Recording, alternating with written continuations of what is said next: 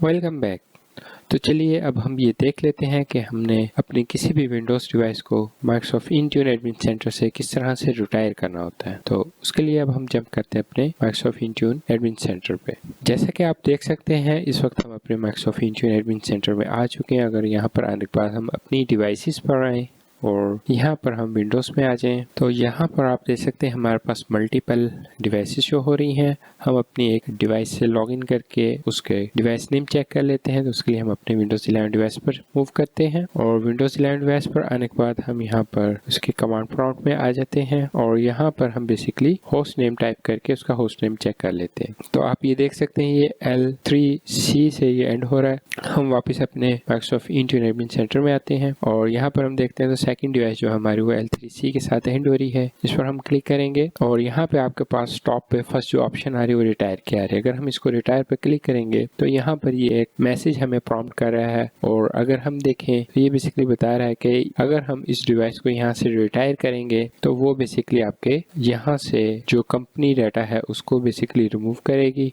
और कौन सा कंपनी डाटा, वो डाटा जो आप यूजिंग इंट्यून यहाँ पे मैनेज कर रहे हैं उसको बेसिकली उसने यहाँ से रिमूव करना है। देन वो आपको बता रहा है कि इसमें आपका जितना भी पर्सनल डाटा होगा इस डिवाइस में वो एज इट इज़ पड़ा रहेगा, वो रिमूव नहीं होगा। और इसके बाद आप इस डिवाइस को यूजिंग इंट्यून मैनेज नहीं कर पाएंगे अगर आप इसको रिटायर कर देते हैं यहाँ से। और वो यूज़र अगर एक्सेस करना चाहेगा अपने कोई भी कॉर्पोरेट रिसोर्सेज को तो वो यहाँ से एक्सेस नहीं कर पाएगा। और यहाँ पर हमारे जितने भी एज्योर एडी ज्वाइंट डिवाइसेस होंगे उनको हम नहीं कंट्रोल कर सकते या उनको हम यहाँ से रिमूव नहीं कर सकते। और जितनी भी अगर हमने Win32 एप्लीकेशंस को यहाँ से डिप्लॉय किया हुआ होगा तो डिवाइस रिटायर होने के बाद वो एप्लीकेशन वहाँ से रिमूव नहीं होंगी। तो वो आपको बेसिकली उस यूज़र के थ्रू जो उसका लोकल यूज़र होगा डिवाइस का उसके थ्रू मैनुअली उनको वहाँ से रिमूव करना पड़ेगा। तो अगर आप इसको रिटायर करना चाहते हैं तो सिंपली यस कर देंगे। हम इसको रिटायर करना चाह रहे हैं इसलिए हम इसको यस पे क्लिक करते हैं। तो यहाँ पे रिटायर इनिशिएट